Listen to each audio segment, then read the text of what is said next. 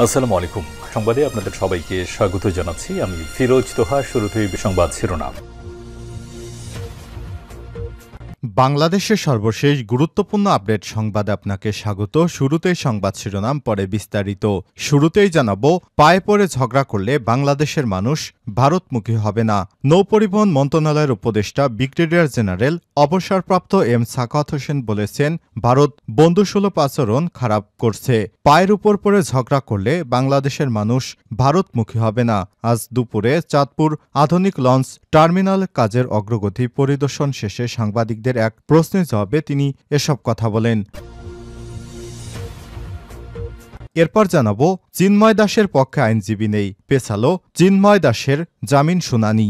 বাংলাদেশ সনাতন জাগরণ মঞ্চের মুখপাত্র ও চট্টগ্রামের পুণ্ডরিকধামের অধ্যক্ষ চিন্ময় কৃষ্ণ দাস ব্রহ্মচারী জামিন শুনানি পিছিয়ে আগামী 2 জানুয়ারি তারিখ ধার্য করা হয়েছে। মঙ্গলবার 3 ডিসেম্বর চট্টগ্রাম মহানগর দায়রা জজ মোহাম্মদ সাইফুল ইসলামের আদালত তার পক্ষে কোনো আইনজীবী শুনানি করেনি। পাশাপাশি রাষ্ট্রপক্ষ এবং মামলাটি শুনানি না করে সময়ের আবেদন করে সব মিলিয়ে আদালত পরবর্তী জামিন শুনানির জন্য নতুন তারিখ ধার্য করেন। জানাবো, মন্দিরে হামলা এবং ভাঙচুরের ভিডিওটি ভারতের পশ্চিমবঙ্গের, বাংলাদেশের নয়। Rumour scanner. বাংলাদেশের হিন্দুদের মন্দিরে হামলা ও প্রতিমা ভাঙচুর করা হয়েছে এমন দাবি জানিয়ে একটি ভিডিও ফুটেজ নিজেদের এক্স অ্যাকাউন্টে প্রচার করছে ভারতীয় একটি সংবাদ মাধ্যম আরটি ইন্ডিয়া। তবে তথ্যটি সঠিক নয় বলে জানিয়েছে ফ্যাক্ট চেক বা তথ্য যাচাই সংস্থা রিউমার স্ক্যানার। সেখানে যে ভিডিওটি দেখানো হয়েছে সেটি ভারতের পশ্চিমবঙ্গের একটি ঘটনা। জানাবো, বিজেপির প্রত্যক্ষ মদদে বাংলাদেশে অস্থিরতা তৈরির চেষ্টা চলছে, অভিযোগ করলেন রিজভী। বিজেপির প্রত্যক্ষ মদদে বাংলাদেশে অস্থিরতা তৈরির চেষ্টা চলছে এমন মন্তব্য করেছেন বিএনপির জ্যেষ্ঠ যুগ্ম মহাসচিব অ্যাডভোকেট রুহুল কবির রিজভী। এদিকে ভারত যতই হুমকি দিবে বাংলাদেশে ততই ঐক্যবদ্ধ হবে। ভারত যত হুমকি দিবে বাংলাদেশ ততই ঐক্যবদ্ধ হবে। মঙ্গলবার 3 ডিসেম্বর সকালে ঢাকা বিশ্ববিদ্যালয় মধুর ক্যান্টিনে আয়োজিত সংবাদ সম্মেলনে সার্বভৌম আন্দোলনের সংগঠকরা এমন মন্তব্য করেছেন। সংবাদ সম্মেলনে বলা হয়েছে, আগরতলায় বাংলাদেশের উপ হাইকমিশনে হামলার দায় এড়াতে পারে না ভারত সরকার। বাংলাদেশের ধর্মের কারণে কোনো সমস্যা সৃষ্টি হয় না, যা হয় রাজনৈতিক কারণে। দেশের সম্প্রীতির বন্ধন বিনষ্ট করতে ষড়যন্ত্র করছে ভারতের কিছু রাজনৈতিক নেতারা। এবং সর্বশেষ জানাবো, 2023 সালে সর্বাধিক দুর্নীতিগ্রস্ত খাত পাসপোর্ট এবং বিআরটিএ আইনশৃঙ্খলা রক্ষাকারী বাহিনী সংস্থা। 2023 সালে বাংলাদেশের সবচেয়ে দুর্নীতিগ্রস্ত খাতের তালিকায় পাসপোর্ট অফিস শীর্ষে রয়েছে বলে জানিয়েছে ট্রান্সপারেন্সি ইন্টারন্যাশনাল বাংলাদেশ টিআইবি। দুর্নীতিগ্রস্ত খাতের তালিকা দ্বিতীয় স্থানে রয়েছে বিআরটিএ এবং তৃতীয় স্থানে রয়েছে আইনশৃঙ্খলা রক্ষাকারী সংস্থা। এই 3 খাতে ঘুষ নেওয়া হয়েছে সবচেয়ে বেশি। আজ টিআইবি কার্যালয়ে অনুষ্ঠিত এক সংবাদ সম্মেলনে জাতীয় খানা জরিপ 2023 অনুসারে সব তথ্য জানিয়েছে সংস্থাটি। প্রিয় দর্শক, এতক্ষণ শুনছিলেন সংবাদ শিরোনাম, এবারে বিস্তারিত। তবে তার আগে বন্ধুরা, অনুরোধ থাকবে এই সংবাদটিতে একটি লাইক দিন। এই চ্যানেলে আপনি নতুন হয়ে থাকলে আমাদের সংবাদটি দেখতে দেখতে চ্যানেলটি সাবস্ক্রাইব করে রাখুন। কমেন্ট করে বন্ধুরা আপনার মূল্যবান মতামত জানিয়ে দিন আপনি বিশ্বের কোন দেশ থেকে বা বাংলাদেশের কোন স্থান থেকে আমাদের সংবাদটি দেখছেন এবং শুনছেন। এবারে বিস্তারিত। পায়ে পড়ে ঝগড়া করলে বাংলাদেশের মানুষ আর ভারতমুখী হবে না।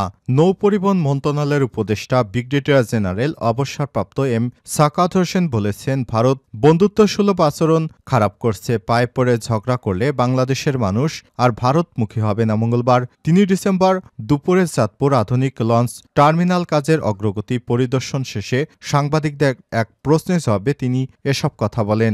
উপদেষ্টা আরও বলেন, ভারত যা করছে কোনো কারণে সেই এসব করার কোনো কারণ নেই। আমাদের দেশে অন্য ধর্মাবলম্বী যারা আছেন তারা আমাদের নাগরিক, আমরা তাদের ভালো মন্দ দেখছি। ভারতের গণমাধ্যম যা করছে, যা বলছে, দয়া করে এসব প্রচার করবেন না। আমরা 2 দেশ বন্ধুত্ব নিয়ে থাকতে চাই। তিনি আধুনিক লঞ্চ টার্মিনাল কাজের অগ্রগতি প্রসঙ্গে বলেন, আগে যা অনিয়ম চুরি হয়েছে সেগুলো এখন আর জাল দিয়েও ধরে আনা যাবে না। এখন যাতে চুরি না হয় সেটাই আমাদের দেখার বিষয়, যার কারণে আমি নিজেই কাজের অগ্রগতি দেখার জন্য এসেছি। এছাড়াও পদ্মা নদীতে যাতে অবৈধভাবে বালু উত্তোলন করতে না পারে তার হুঁশিয়ারি দেন উপদেষ্টা। এ সময় উপস্থিত ছিলেন জেলা প্রশাসক মোহাম্মদ মোহসিন উদ্দিন, পুলিশ সুপার মোহাম্মদ আব্দুর রকিব, চাঁদপুর অঞ্চলের নৌপুলিশ সুপার সৈয়দ মুশফিকুর রহমান, চাঁদপুর প্রেস ক্লাবের সভাপতি সাদাত হোসেন শান্ত প্রমুখ। পক্ষে আইনজীবী নেই, পেছালো চিন্ময় দাসের জামিন শুনানি। বাংলাদেশ সনাতনী জাগরণের মুখপাত্র চিন্ময় দাসের জামিন শুনানি পিছিয়ে আগামী 2 জানুয়ারি তারিখ ধার্য করা হয়েছে। মঙ্গলবার 3 ডিসেম্বর চট্টগ্রাম মহানগর দায়রা জজ মোহাম্মদ সাইফুল ইসলামের আদালতে তার পক্ষে কোনো আইনজীবী শুনানি করেননি। পাশাপাশি রাষ্ট্রপক্ষ মামলাটি শুনানি না করে সময়ের আবেদন করেন।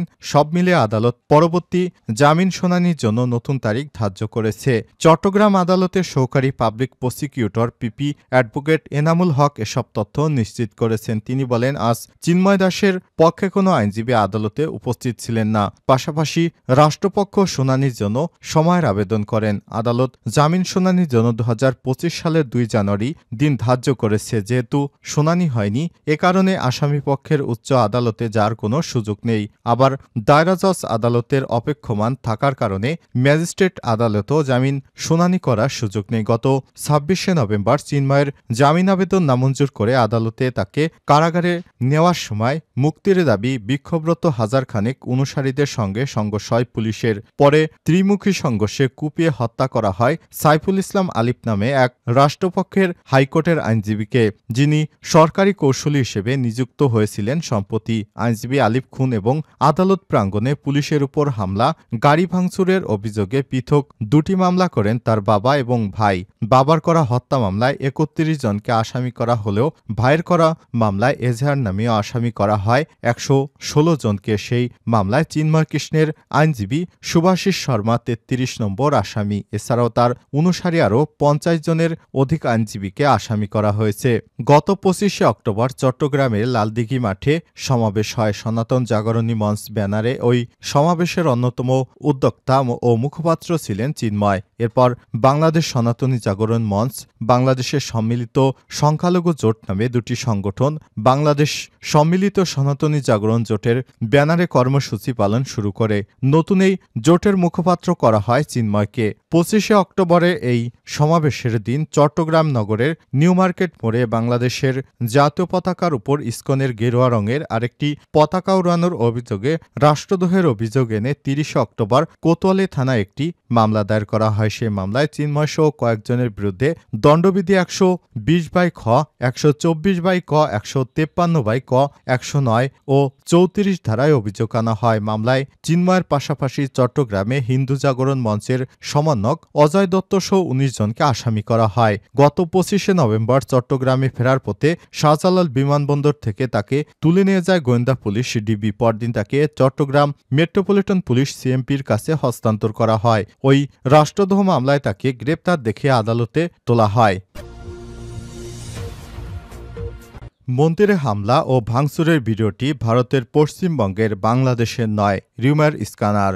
বাংলাদেশে হিন্দুদের মন্দিরে হামলা ও প্রতিমা ভাঙচুর করা হয়েছে এমন দাবি জানিয়ে একটি ভিডিও ফুটেজ নিজেদের এক্স অ্যাকাউন্টে প্রচার করেছে ভারতীয় একটি গণমাধ্যম আরটি ইন্ডিয়া। তবে সত্যটি এটি নয়, এটি জানিয়েছে ফ্যাক্ট চেক বা তথ্য যাচাই সংস্থা রিউমার স্ক্যানার। তাদের টিম অনুসন্ধানে জানতে পারে প্রচারিত ভিডিওটি বাংলাদেশের মুসলিম কর্তৃক হিন্দুদের মন্দিরে হামলা করে প্রতিমা ভাঙচুরের নয়, এমনকি ভিডিওটি বাংলাদেশেরও নয়। ভারতের পূর্ব বর্ধমান জেলার খণ্ডঘোষ সুলতানপুর গ্রামের প্রতিমা বিসর্জনের দৃশ্য এটি। রিউমার স্ক্যানার অনুসন্ধানে জানা যায়, রঘব সাথী নামক একটি ভারতীয় ফেসবুক অ্যাকাউন্ট থেকে গত 30 নভেম্বর প্রচারিত একটি পোস্ট খুঁজে পাওয়া যায়। উক্ত পোস্টে থাকা ভিডিওর দৃশ্যের সাথে আলোচিত ভিডিওর মিল রয়েছে। উক্ত পোস্টে হ্যাশট্যাগ হিসেবে সুলতানপুর কালীমাতা নিরঞ্জন উল্লেখ করা হয়। এর সূত্রে অনুসন্ধানে ডে রাঘু নামের একটি ইনস্টাগ্রাম অ্যাকাউন্ট থেকে গত 30 নভেম্বর প্রচারিত আরেকটি ভিডিও পোস্ট খুঁজে পাওয়া যায়। উক্ত পোস্টে বলা হয়েছে, সুলতানপুর 12 বছরে অন্তত কালীমাতা নিরঞ্জনের দৃশ্য এটি। পরবর্তী অনুসন্ধানে সুলতানপুর কিরণময়ী পাঠাগার নামে একটি ভারতীয় পেজে খুঁজে পাওয়া যায় ভিডিওটি। উক্ত পেজ পর্যবেক্ষণ করে জানা যায় 25শে নভেম্বর 12 বছরের অন্তর ঐতিহ্যের কালীমাতা নিরঞ্জন 2024 আয়োজন করে ভারতের পূর্ব বর্ধমান জেলা খণ্ডঘোষ সুলতানপুরের কিরণময়ী পাঠাগার ও সুলতানপুর গ্রামবাসীবৃন্দ এছাড়াও পল্লী দামোদর নামক একটি ভারতীয় স্থানীয়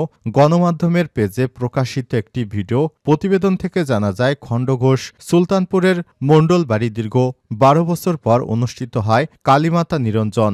আর এই ভিডিওটিতে বাংলাদেশে সংখ্যালঘুদের উপর হামলার যে অপপ্রচার চালানো হয়েছে সেটি সম্পূর্ণ মিথ্যা এবং গুজব। বিজেপির প্রত্যক্ষ মদতে বাংলাদেশে অস্থিরতা সৃষ্টির চেষ্টা চলছে রিজভী।